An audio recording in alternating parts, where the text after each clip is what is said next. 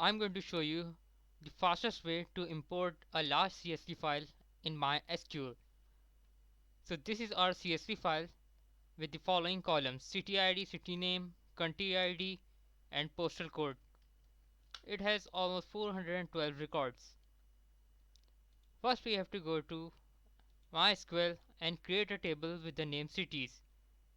City ID column, city name column, county ID, postal ID column. I'm gonna run this query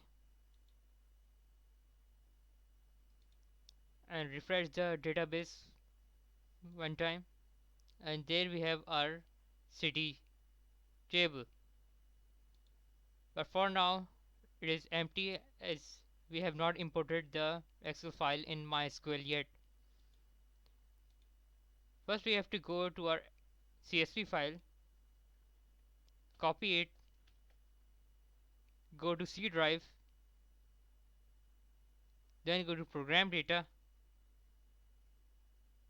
go to MySQL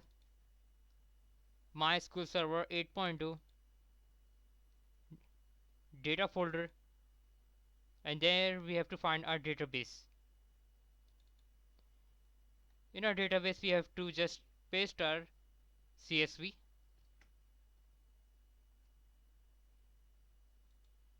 and again we have to come back to MySQL. Now here we have to write this query: load data file and our file's path into tables name cities terminated by comma as it is CSV file, and simply we have to run all this query for one time.